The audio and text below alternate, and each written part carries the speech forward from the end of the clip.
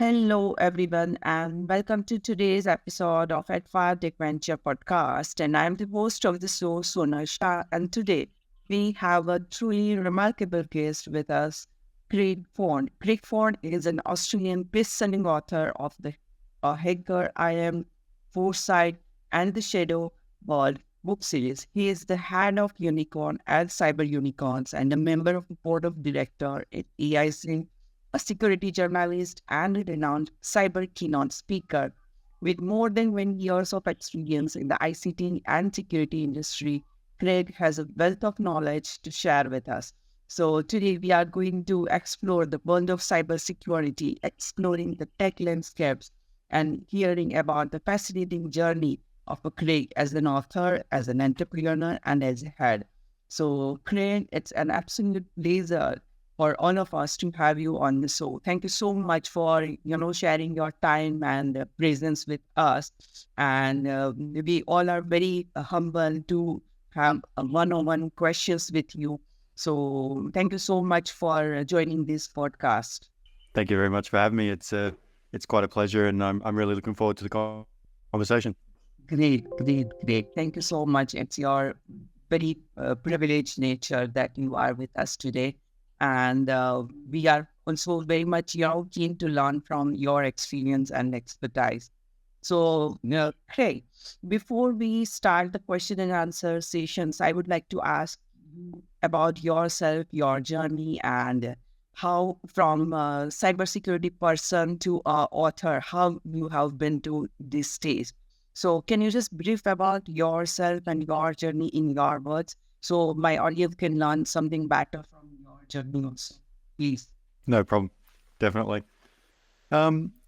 See, it's a little bit of an interesting journey. I think I started out in a small little IT shop. I think it was 20 plus years now, just doing an IT traineeship, and kind of just naturally fell in that sort of tech space. I was always a bit of a naturally gifted person in anything electronic, I think it was. So found myself doing some IT support stuff until I found had a bit of a love for anything cybersecurity, sort of pulling things apart, doing that sort of pen testing or security testing kind of space. So I sort of followed that path until I think it was randomly that the writing side of things is I was at a cybersecurity conference in Canberra, Australia, where they were talking about sort of the security threats and issues and stuff for the large corporates. And I was sort of sitting there working for a managed service provider at the time, and they weren't really talking about the issues with the MSPs holding all the keys to the kingdom and some of the risks around that. So I pitched my first article after that conference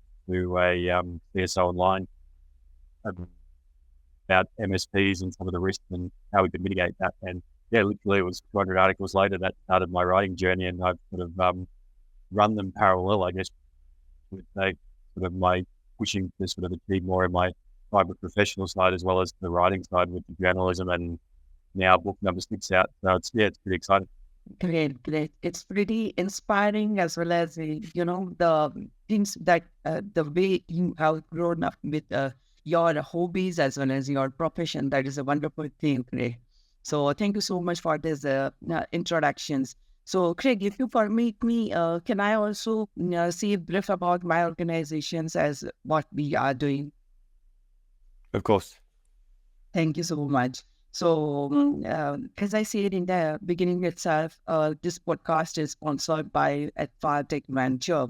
So, if I say Adfire Tech about it, so we are IT and the tech platform with the focus on IT solutions, IT resources, and recruitments and these kinds of take on your podcast. And we have a vendor alliances with the 50 plus tech partners, including SAP, Oracle, Microsoft, Pega, OutSystem, then Appian, Salesforce, Cloudera, Informatica, and many others too. And when we say key solution, it includes ERP, application development, and data and AI/ML, blockchain, cloud, managed services, then UX, UI testing, and cybersecurity, as you know. So we have a resources basis of somewhere around 20,000 all across the sphere. So we can provide all the requirements all over the globe within the 24 hours. So that's the major skills which we have. And with this podcast, we love to hear the views of the visionary leaders who are leading the tech world and sharing their experience and knowledge with the audience so they can learn better, they can share better, and so how with this knowledge we can also create better service portfolio to provide them with the better services. So that's all about Adfire Tech Venture and Adfire Tech Venture podcast. And as I said, that we love to hear the views of visionary leaders. We are also super impressed with your bio, and we like to know your views on the cybersecurity and tech leadership.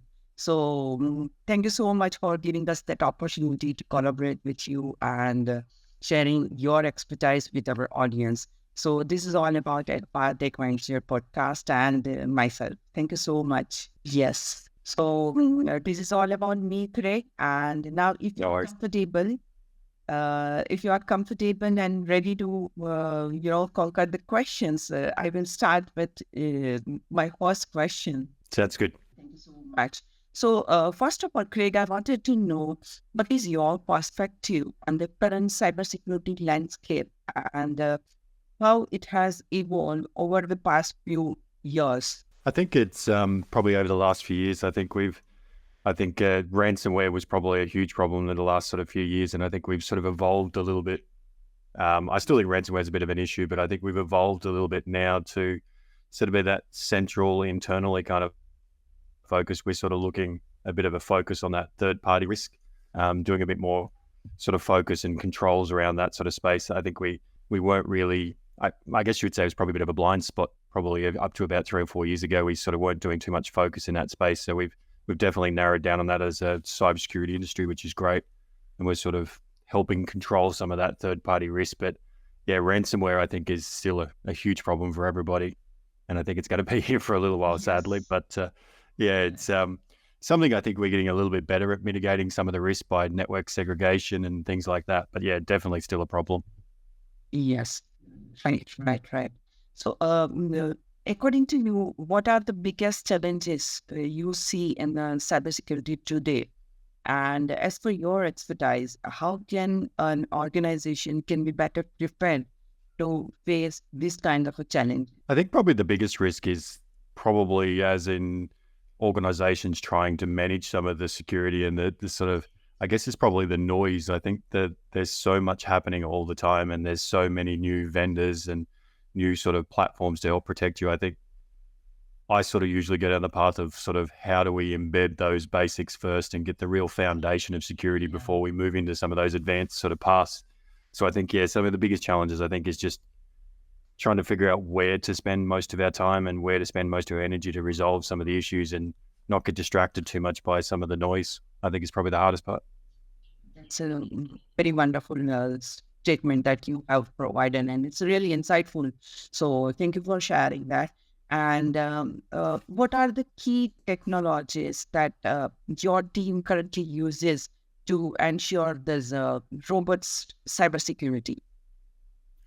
I think probably the key sort of technology platforms that we use or the technologies themselves is probably application control, a good EDR or XDR, depending on how you want to look at the endpoint protection side, and just around good patch management and making sure you get some of those foundation patching capabilities and the right sort of progress in that space. But I think they're the three biggest sort of foundational key aspects I think most people need to try and get down embedded well. And they'll definitely lift up the maturity of any organization, I believe. So, but they're the sort of the three foundational pillars, I guess you would say, that I usually focus on in any of the clients that I work with. So, yeah. So that's impressive to hear about the technologies that your team uses. So, according to you, how these technologies integrate to provide a comprehensive security solutions? It means like you are working on a particular only one technology or multiple technologies together based on the requirements or based on the customers. those sort of, I guess you would say, in one sort of platform or technology that really gives us that silver bullet kind of solution. So we usually combine with a really good, there's a few sort of options. I won't sort of tell you which one to choose because I think there's some good options, but a really good EDR and then a really good application control platform together.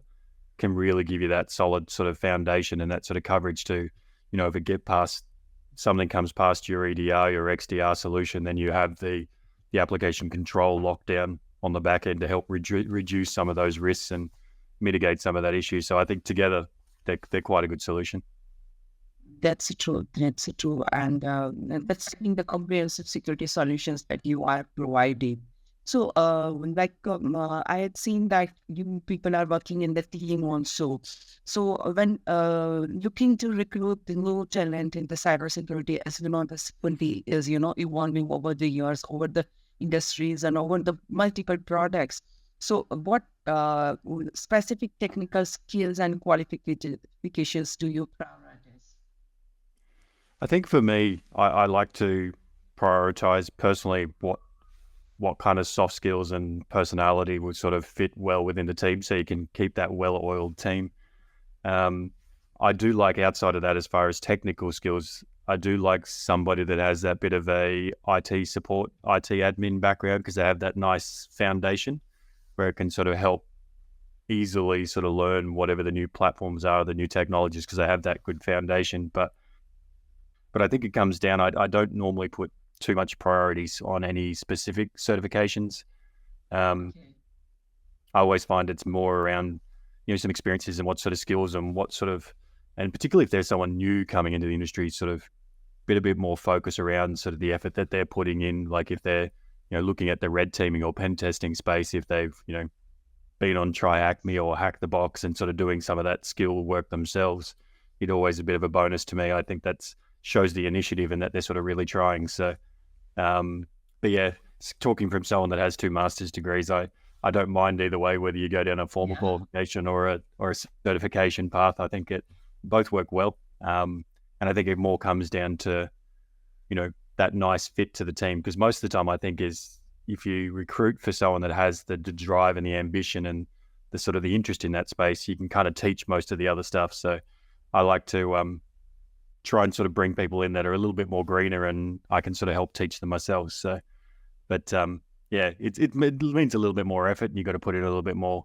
time with the person to sort of get them up to speed. But that's normally what I look for.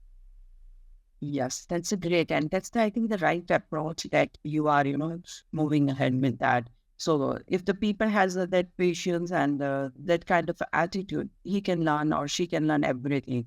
So that's the better way to, go with the team management or to have the partners in your work.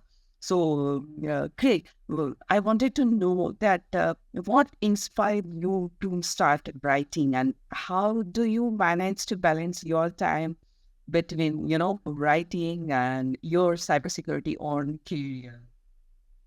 It's a bit of a challenge. There's definitely quite a lot to juggle sometimes, because I think I write for about 5 magazines now, and I, books are sort of still coming out. I think I'm averaging about 1 book a year now for the last 5 years. So it's definitely a lot. It's a bit of a juggle, but I've actually done probably 4 out of my last 6 books have been written via my train commute to the city. So literally, I'll sit down on the train and I can almost get out a chapter in one train commute to the city. So that's where most of my books were sort of written on the train commute, which is pretty exciting. But only downside to that is sometimes I almost miss my stop. I get a bit too focused on what I'm writing and, not paying too much attention to what stop we're at, but that's another conversation. Yes. But I think how I got into it was probably the easiest way to explain it is my first sort of book series that I sort of went into writing, I started the cyber journalist side of things first. And that was around, like I said before, at the cyber conference in Canberra was where I saw the problem. So it always comes back to I see a problem and then I try and figure out how to solve the problem, or use my writing to sort of help solve the problem. So if you look at my Hacker IM book series, book 1 and 2 there, I wrote that because when I was doing my first master's degree, I didn't like cybersecurity books. I thought they were dry and painful and hard to read. So I wanted to write something that was a bit more easy to read, a bit more fun, and a little bit more approachable by everybody. So that was why that one was. And then Foresight, my hacker novel series, I wrote it because I wanted to encourage more young teenage girls a bit of an interest in cybersecurity. So I created Sam, the lead female hacker, of that story series, and sort of wanted to sort of encourage that bit more of an interest. And then the same with the kids' book, like the Shadow World, That's very interesting. That's very and interesting. sort of really, yeah, it sort of Yeah. push that cyber. Yeah, so it's the problems. I sort of keep coming across a problem that I feel like I need to try and help solve, and yeah, create a new book series or write or use my writing skills to help sort of resolve some of that. So Wonderful, wonderful, and very, it seems like uh, as such, the writing is easy if you know something in your mind is going in that manner. But when writing for a particular this topic, I think that's very tough, as well as very, tough to explain. So, can you share any interesting anecdotes or lesson learned from your writing journey that have influenced your approach to cybersecurity as well?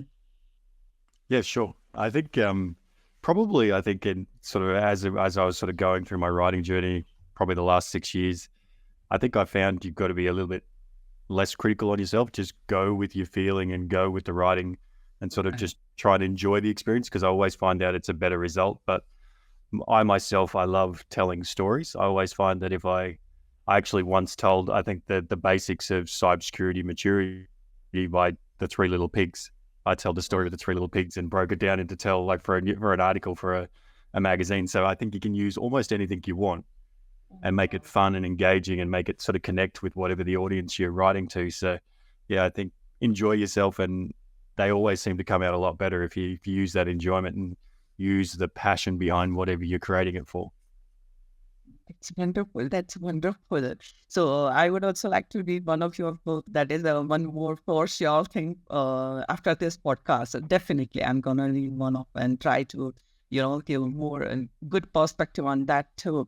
So next thing, I had also seen that you are also passionate about creating the, more open collaborative cybersecurity industry from your bio. So, what kind of initiatives or programs you have been involved in into that and mentor and teach the new, trainees or followers?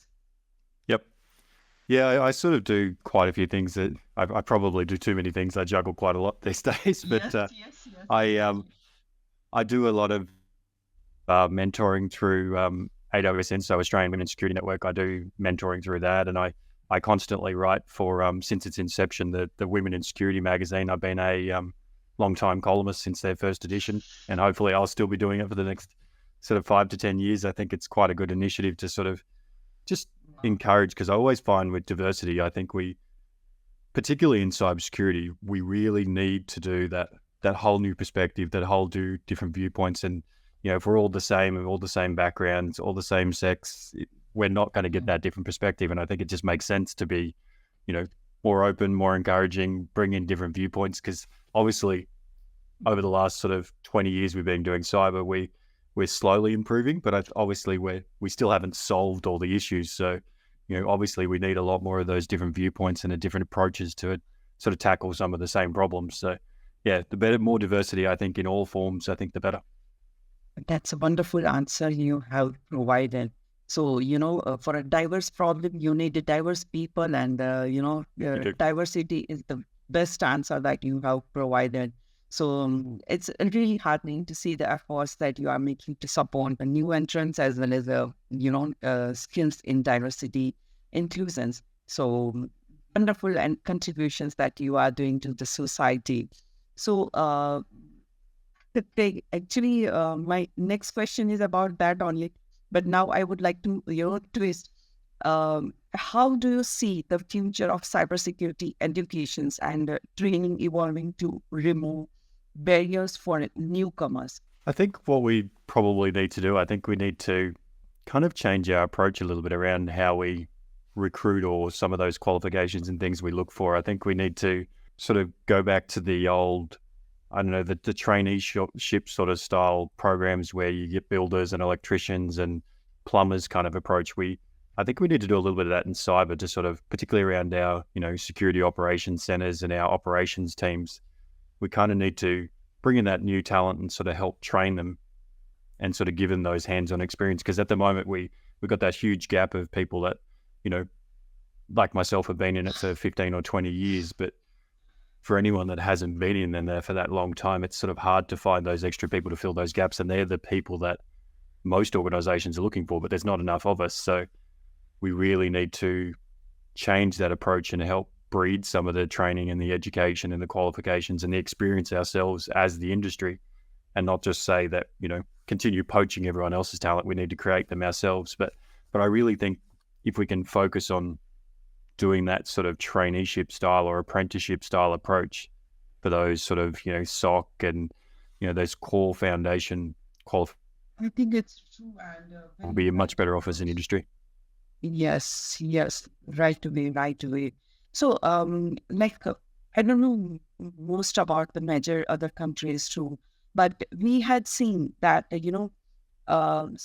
the people are still a very bit conservative about allocating the budget for cybersecurity initiatives. So, according to you, what factor influence these allocations? And if it's okay and comfortable with you, can you provide an approximate annual budget in terms of percentages to maintain and upgrade the cybersecurity infrastructure in a small organization, so that can be better for our, listeners to have a outlook on the finance side also?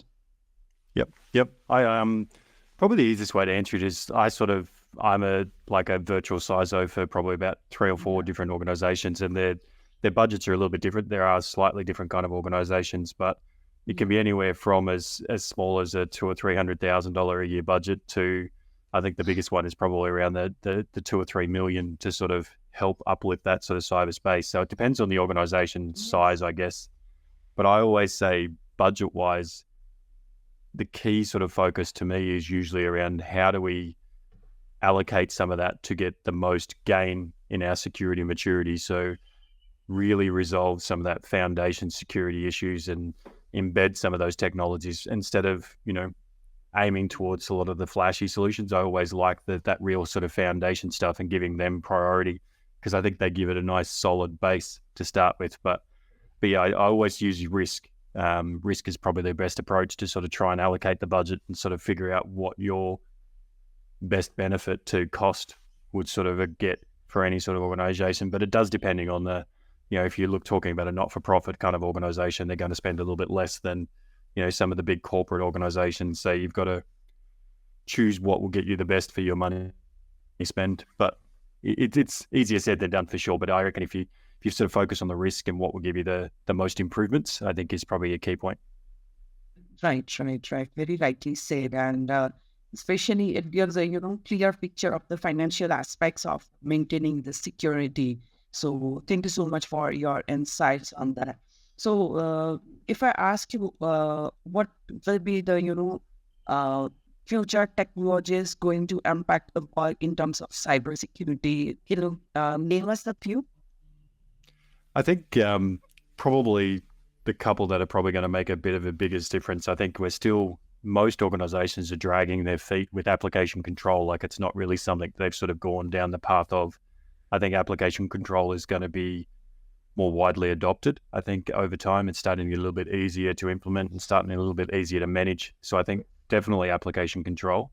AI is obviously a concern for everybody, particularly when we're talking about, say Copilot or whatever version of it is that you're talking about, and introducing that kind of capability into a corporate environment and then giving it access to your data. It's quite concerning. I don't think most organizations are ready to let AI loose inside their data. I think that's a little concerning. I think they should not do that just yet. I think they need to do a lot of prep work, and it probably around that sort of side for a lot of organizations, they're all sort of talking about the AI and bringing in Copilot and things like that.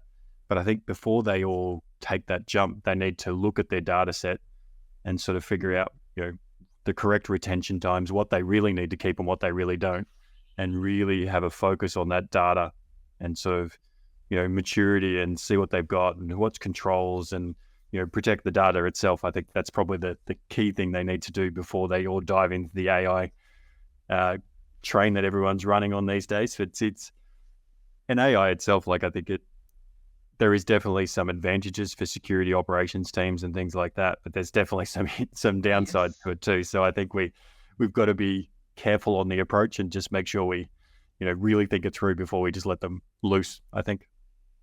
Yes, wonderful, wonderful. So it's like, the organizations now has to be prepared with everything before implementing everything. So that's the one line solutions that as a cybersecurity persons you must say. So Craig, today there is a twist in my podcast episode, and I would like to ask you few of the rapid fire questions along with us also. So will it be interesting for you? Yeah, sounds fun. Let's go. Okay. So there will be 10 questions and you have to give me answer in one or two words only. So we are not going much in discussion for that. So that would be, more interesting to your topic only. So be comfortable and you will just enjoy these questions. I think so. Yes. So can I start with? Yes, go. Okay. So my first question is, what's your favorite book series that you have written? One that I've written, I think my favorite is The Shadow World. I won't go into two. I don't know if I'm allowed to elaborate my answer. Yeah, okay, that at the end you have to if you want. Yeah, Okay. it's probably like I love my hacker fantasy series, the Foresight series, because it's fun and education. But the Shadow World is because it's that kids primary school sort of 7 to about 13-year-olds education. So I just love the fact that it helps educate that next generation and make them a little bit safer. But that's why I love that one. I think it's helping Wow, change the world in a good way. So yeah, interesting, interesting. What would you like to have, a coffee or a tea? coffee, definitely coffee. Yeah. Great. And one word that describe your work ethics. I don't know. The most challenging part of writing a book. I think the most challenging part is probably, I would say, coming up with the idea and controlling the story as it forms.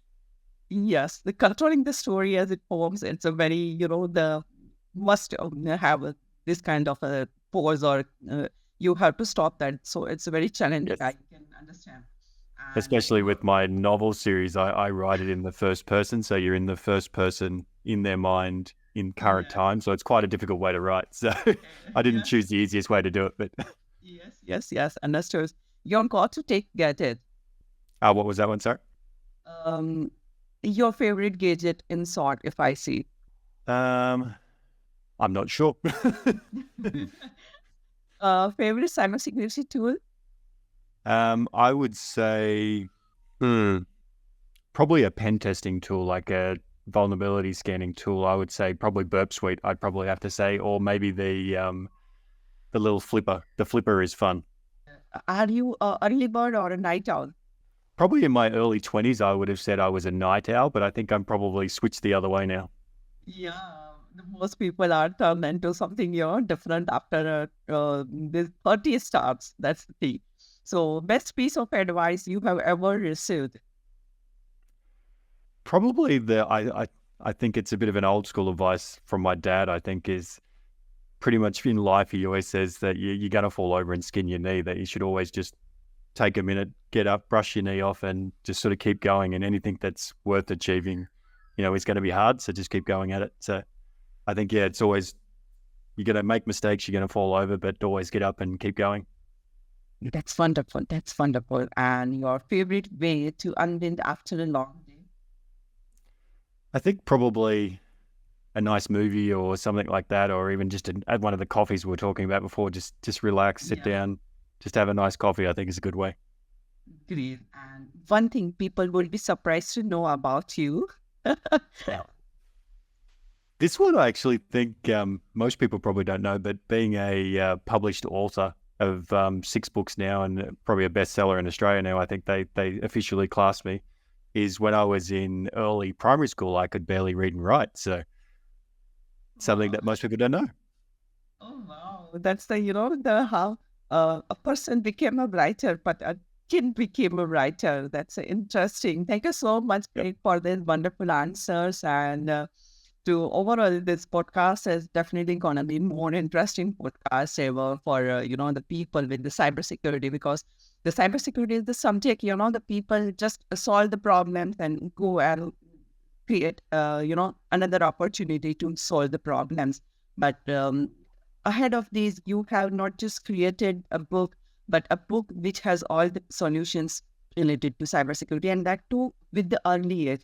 So that's a very interesting, things which I had found from your bio and from your expertise. So thank you so much. So yeah, with these, we are trying to wrap up today's episodes, and I hope you also have enjoyed this podcast discussions. I have indeed. I've really enjoyed the conversation. I love the rapid fire questions. That was good at.